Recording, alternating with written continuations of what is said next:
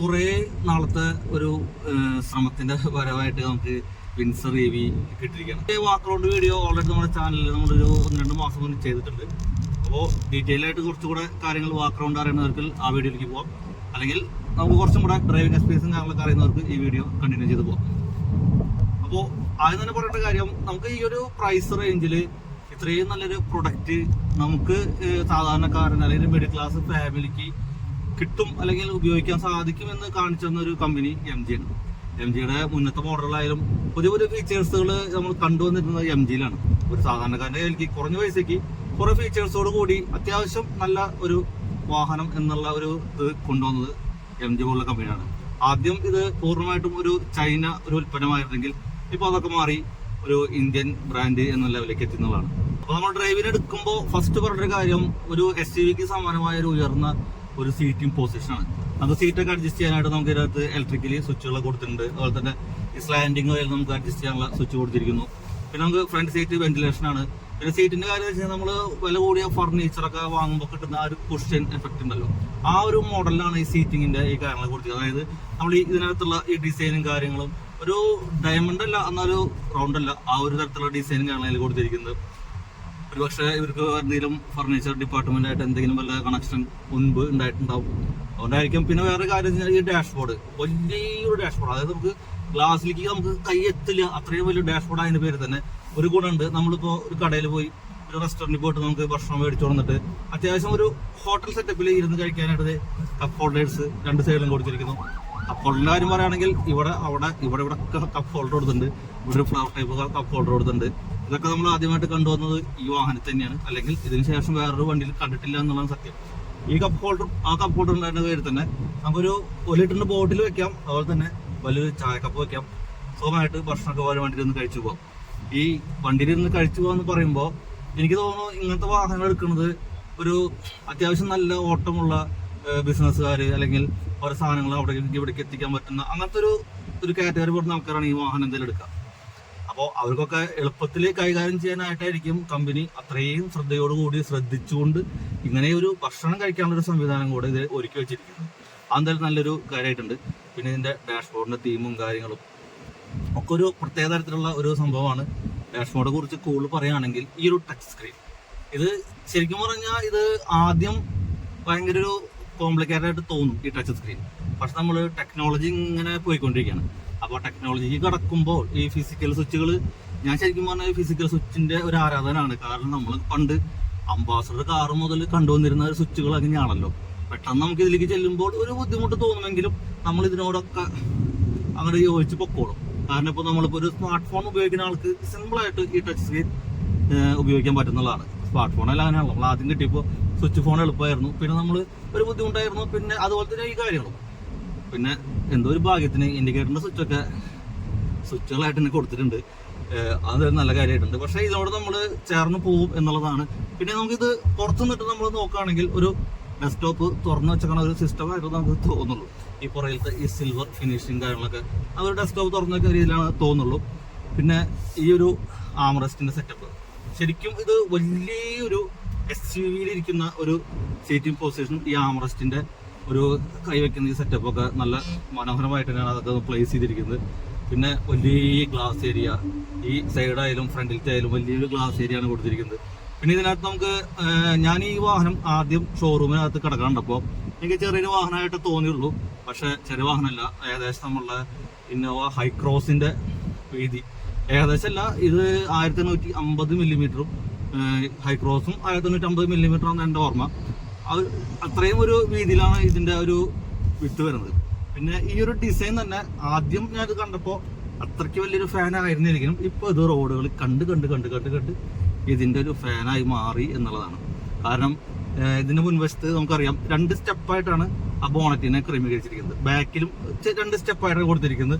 ഇത് കോമറ്റിൽ ഏകദേശം ഇതുപോലെ തന്നെയാണ്, ഏകദേശം അല്ല, കോമറ്റിൽ ഇങ്ങനെ തന്നെയാണ്. എന്തായാലും ഉണ്ടാവുമല്ലോ, ഇവരുടെ ഒരു DNA പറഞ്ഞ വാഹനമാകുമ്പോൾ എന്തായാലും ഒരു സിഗ്നേച്ചർ ഉണ്ടാവുമല്ലോ. പക്ഷെ ഇതിലേക്ക് വന്നപ്പോൾ കുറച്ചും കൂടെ ഒന്ന് ഒഴുക്കൻ സെറ്റപ്പിലാക്കി കൊടുത്തു. അതുപോലെ ഹെഡ്ലൈറ്റിന്റെ സൈഡിലൊക്കെ നമ്മൾ എക്സ്ട്രാ ഫിറ്റിങ്സ് പോലെ നമ്മൾ മേടിച്ച് ഫിറ്റ് ചെയ്യുന്ന കുറച്ച് എലമെന്റ്സും കാര്യങ്ങളൊക്കെ അങ്ങനെ കൊടുത്തിട്ടുണ്ട്. അതൊക്കെ എന്തായാലും കൊള്ളാൻ നന്നായിട്ടുണ്ട്. കാരണം എന്താ വെച്ച് കഴിഞ്ഞാൽ നമ്മളിനി വണ്ടി മേടിച്ചതിന് ശേഷം ഇനിയിപ്പോൾ അതൊന്നും വേറെ പുറത്ത് പോയിട്ട് ഫിറ്റ് ചെയ്യേണ്ട ആവശ്യമൊന്നുമില്ല. അതുകൊണ്ട് തന്നെ അങ്ങനെ കൊടുത്ത് എന്തായാലും കമ്പനി കൊടുത്ത് തന്നെ നന്നായിട്ടുണ്ട്. ഇപ്പോൾ വേറെ നമ്മൾ മേടിച്ച് ഒട്ടിക്കുമ്പോൾ പശയും കാര്യങ്ങളൊക്കെ വരും, അത് നന്നായിട്ടുണ്ട്. അതുപോലെ തന്നെ സൈഡിൽ ആ ക്രോമേറ്റിൻ്റെ ഫിനിഷിങ്ങും അതും നല്ല രസകരമായിട്ടുണ്ട്.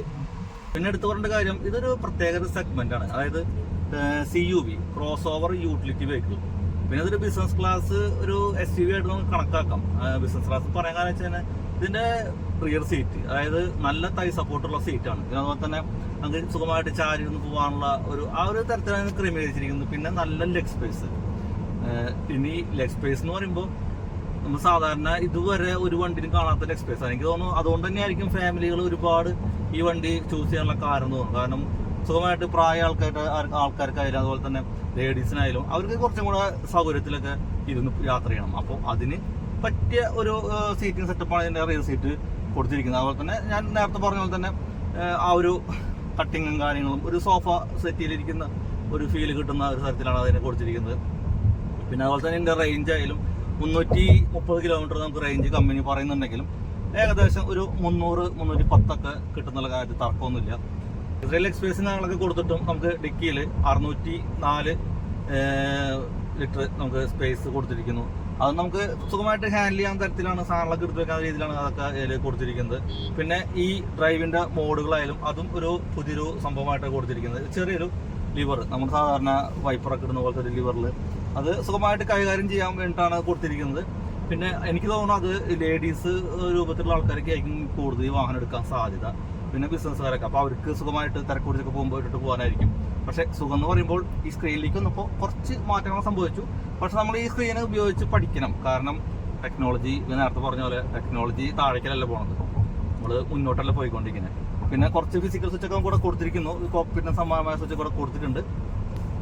പിന്നെ ഈ സ്റ്റിയറിംഗിന്റെ കാര്യത്തിലും ഇതൊരു ഫുൾ റൗണ്ട് അല്ല, ഒരു ഹാഫ് റൗണ്ട്, പിന്നെ ഒരു സ്പോർട്ടി ലുക്ക് തോന്നിക്കുന്ന തരത്തിലുള്ള ഒരു സ്റ്റിയറിംഗ് വീലും അതുപോലെ തന്നെ കൺട്രോൾസും കാര്യങ്ങളൊക്കെ നല്ല മനോഹരമായി കൊടുത്തിട്ട് അതിലൊരു MGയുടെ ഒരു ലോഗോയും പ്ലേസ് ചെയ്ത് വെച്ചിട്ടുണ്ട്.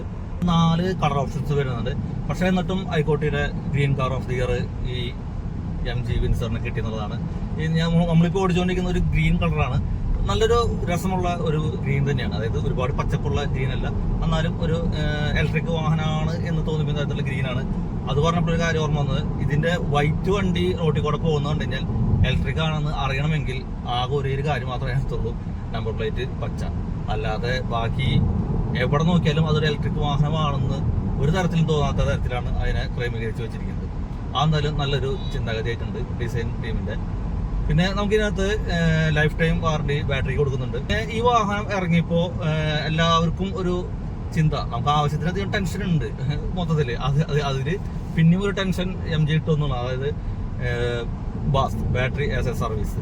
അപ്പോൾ അതിനെക്കുറിച്ച് കുറേ ആൾക്കാർ അന്വേഷിച്ചു, പലർക്കും പല കാര്യങ്ങൾ അറിയില്ല. ഞാൻ ഫസ്റ്റ് വീഡിയോ ചെയ്തപ്പോൾ ഞാൻ പറഞ്ഞിരുന്നു, എനിക്കും വലിയ ഐഡിയ ഇല്ല, ഞാൻ പറഞ്ഞിരുന്നു. പക്ഷേ ഇപ്പോൾ ഏകദേശമൊക്കെ തീരുമാനത്തിലെത്തി. അതായത് നമുക്ക് നല്ലോണം ഓട്ടം ഉള്ള ആൾക്കാർക്കാണെങ്കിൽ ആ ഒരു സ്കീം തിരഞ്ഞെടുക്കാതിരിക്കാം. പിന്നെ കുറച്ച് ഓട്ടമുള്ള ആൾക്കാർക്ക് തിരഞ്ഞെടുക്കാം. അങ്ങനെ 4 ഒരു ഫൈനാൻസേഴ്സിനെ ഇവർ റെഡിയാക്കി വെച്ചിട്ടുണ്ട്. അപ്പോൾ 4 സ്കീമാണെന്നാണ് എൻ്റെ ഒരു അറിവ്. അപ്പോൾ അതിൽ ഏത് നമുക്ക് തിരഞ്ഞെടുക്കാം. അത് ഷോറൂമായിട്ട് ബന്ധപ്പെട്ട് കഴിഞ്ഞാൽ ഡീറ്റെയിൽസ് കൂടുതൽ കിട്ടും. പക്ഷേ നമ്മൾ അതിനൊന്നും ചിന്തിക്കാൻ നിൽക്കണ്ട. നമ്മൾ സാധാരണ ഒരു വാഹനം എടുക്കുന്ന പോലെ തന്നെ ബാറ്ററിയും വണ്ടിയും കൂടെ ഒരു ഫൈനാൻസ് ഇടുക, അല്ലെങ്കിൽ റെഡി ക്യാഷ് എടുക്കുക, നമ്മളങ്ങോട്ട് ഓടുക, ആവശ്യത്തിന് ഓടുക. അല്ലെങ്കിൽ ഇപ്പോൾ ആ സ്കീം പ്രകാരമാണെങ്കിൽ നമുക്ക് 9 സംതിങ് ആണ് വണ്ടി വില വരുന്നത്. ബാറ്ററിക്ക് നമുക്ക് എക്സ്ട്രാ ഒരു 3,000 രൂപ വെച്ചിട്ട് ചാർജ് 1 കിലോമീറ്ററിന് വരുന്നുണ്ട്. അത് എക്സ്ട്രാ അടയ്ക്കുന്ന പല സ്കീമുകളുണ്ട്. അത് ഞാൻ നേരത്തെ പറഞ്ഞ പോലെ തന്നെ ഞാൻ പറയുന്നേക്കാൾ നല്ലത് ഷോറൂമായിട്ട് ബന്ധപ്പെട്ട കുറച്ച് കൂടുതൽ ഡീറ്റെയിൽസ് കിട്ടും. പക്ഷേ ഇത്രയും ഒന്നും ടെൻഷൻ നമ്മൾ തലയിൽ വെക്കേണ്ട ആവശ്യമില്ല. ഫുള്ള് വണ്ടി ഫൈനാൻസ് ഇട്ടിട്ട് എടുക്കുക, പിന്നെ ഒരുമിച്ച് അടച്ചു പോയാൽ മതിയല്ലോ. ആവശ്യക്കാരന് ഓടാം, ആവശ്യക്കാരന് വീട്ടിൽ കയറ്റിയിടാം. പിന്നെ നമുക്ക് ഇതിന്റെ ഡ്രൈവിങ്ങിന്റെ കംഫർട്ടിനെ കുറിച്ച് പറയുകയാണെങ്കിൽ അത്യാവശ്യം നല്ലൊരു കംഫർട്ടാണ്. പിന്നെ ഇത് ഏത് കാറ്റഗറി ആണെന്ന് വെച്ച് കഴിഞ്ഞാൽ ഒരു ബിസിനസ് ക്ലാസ് SUV അല്ലെങ്കിൽ CUV ആണ്. അത്യാവശ്യം നല്ല റേഞ്ചിൽ നമുക്ക് കൊണ്ടുനടക്കാൻ പറ്റുന്ന, അത്യാവശ്യം വിശ്വസിച്ച് കൊണ്ടുപോകാൻ പറ്റുന്ന ഒരു ബാറ്ററി സെറ്റപ്പും കാര്യങ്ങളൊക്കെയാണ് ഈ വിൻസറിൽ കൊടുത്തിരിക്കുന്നത്. അതായത് നമുക്ക് ഈ ഒരു പ്രൈസ് റേഞ്ചിൽ കിട്ടാവുന്ന വെച്ചുള്ള ഏറ്റവും ബെസ്റ്റ് ഒരു EV എന്നാണ് പറയുന്നത്. നമ്മളിന്ന് വണ്ടി എടുത്തിരിക്കുന്നത് പാലേക്കര ടോളിന്റെ തൊട്ടപ്പുറത്തുള്ള MGയുടെ ഷോറൂമിൽ നിന്നാണ്. അപ്പോൾ അവരുടെ നമ്പറേയും കൊടുക്കുന്നുണ്ട്. അപ്പോൾ ഈ ബാറ്ററിയുടെ കാര്യങ്ങളൊക്കെ നിങ്ങൾക്ക് കൂടുതൽ ഡീറ്റെയിൽസ് അറിയണമെങ്കിൽ നിങ്ങൾ അവരായിട്ട് കോൺടാക്ട് ചെയ്യാം. എന്തുകൊണ്ടും നല്ല ഒരു വാല്യൂ ഫോർ മണി എന്ന് നമുക്ക് ഒറ്റ വാക്കിൽ പറയാൻ പറ്റുന്ന ഒരു മോഡൽ തന്നെയാണ് ഈ ഒരു വിൻസറിന്റെ ഈ മോഡൽ. പിന്നെ വേറെ കാര്യം വെച്ച് കഴിഞ്ഞാൽ ഈ ഡോറിനകത്ത് നമുക്ക് ഒരു മ്യൂസിക്കൽ തീം കൊണ്ടുവരാൻ ശ്രമിച്ചിട്ടുണ്ട്. സ്പീക്കറിന്റെ സൈഡിലേക്കുള്ള ആ ആംബിയൻസ് ലൈറ്റ് നമുക്ക് ഇവിടെയൊക്കെ പോകുന്നുണ്ട്, ഡാഷ്ബോർഡും കാരണം എല്ലാത്തും പോകുന്നുണ്ട്. അതെന്തായാലും നല്ലൊരു ചിന്താഗതിയായിട്ടുണ്ട്. ഡോർ ഹാൻഡിൽസ് ആയാലും ഒരു എക്സ്ട്രാ ഒരു പാർട്ട് ഇവിടെ വന്നിട്ട് ഡോറ് ലിവർ തുറക്കുന്ന ഒരു സംവിധാനം കൊടുത്തിരിക്കുന്നു. അതുപോലെ തന്നെ സാധാരണ എല്ലാവരും പിയാനോ ബ്ലാക്ക് ഫിനിഷിങ്ങിലാണ് ഇപ്പോൾ ഇതൊക്കെ കൊടുത്തിട്ടുണ്ടെങ്കിൽ ഇവർ വേറൊരു കളർ കൊണ്ടുവന്നിട്ട് ഒരു ബ്രൗൺസ് പോലൊരു കളർ കൊണ്ടുവന്നിട്ട് അതിനെ മനോഹരമാക്കി അത് വെച്ചിട്ട് നമ്മുടെ കേരളത്തിലെ കാലാവസ്ഥയ്ക്ക് അനുസരിച്ചിട്ട് സൺറൂഫിന്റെ ആവശ്യകത എന്തോരം ഉണ്ട് എന്ന് MG വീക്ഷിച്ചതിന്റെ ഭാഗമായിട്ടായിരിക്കാം ഇൻഫിനിറ്റി വ്യൂ ഗ്ലാസ് ആണ് ഇത് കൊടുത്തിരിക്കുന്നത്. അതായത് നമുക്ക് ഓപ്പൺ ആക്കാൻ പറ്റില്ല, സൺറൂഫും മോൺറൂഫ് എന്നൊക്കെ പറയാം, പക്ഷെ ഓപ്പൺ ആക്കാൻ പറ്റില്ല. എനിക്ക് തോന്നുന്നു ഇത് തന്നെയാണ് നമ്മുടെ കാലാവസ്ഥയ്ക്ക് പറ്റിയ നല്ലതെന്ന് എനിക്ക് തോന്നണേ. നമുക്ക് ഈ ഷീൽഡ് തുറന്നിട്ട് ഇടാൻ പറ്റും. തുറക്കണമെങ്കിൽ നമ്മൾ ടച്ച് സ്ക്രീനിലേക്ക് പോകണം, തുറക്കണില്ല. പിന്നെ നമുക്ക് വേറെ സ്ക്രീൻ കൂടെ കൊടുത്തിട്ടുണ്ട്. അതിൽ നമുക്ക് ടയർ പ്രഷർ മോണിറ്ററിങ് കാര്യങ്ങളും ഒക്കെ നമുക്ക് ഇതിനകത്ത് കൊടുത്തിട്ടുണ്ട്. അതുപോലെ തന്നെ ഡ്രൈവ് മോഡും കാര്യങ്ങളൊക്കെ നമുക്ക് ഇതിനകത്ത് കാണാൻ സാധിക്കും. അപ്പോൾ എന്തുകൊണ്ടും നല്ല അടിപൊളി ഒരു സംവിധാനം തന്നെയാണ് ഈ വിൻസർ EV കൊടുത്തിരിക്കുന്നത്. അപ്പോൾ കുറേ കാലങ്ങളായിട്ട് നമ്മൾ പെൻഡിങ് വെച്ചിരുന്ന പല വീഡിയോസിൽ ഒന്നാണ് ഈ വിൻസർ EVയുടെ ഈ വീഡിയോ എന്ന് പറയുന്നത്. അപ്പോൾ ഇതൊക്കെയാണ് എനിക്ക് പറയാവുന്നത്. എന്തെങ്കിലും കാര്യങ്ങൾ ഞാൻ വിട്ടുപോയിട്ടുണ്ടെങ്കിൽ നമ്മൾ ഇതിൻ്റെ വാക്കറൗണ്ട് വീഡിയോ ചെയ്തിട്ടുണ്ട്. ആ വീഡിയോ ഒന്നുകൂടെ പോയിട്ട് എല്ലാവരും കാണുക. അപ്പോൾ നമുക്ക് മറ്റൊരു വണ്ടി വിശേഷമായിട്ട് വീണ്ടും കാണാം. അതുവരെയ്ക്കും എല്ലാവർക്കും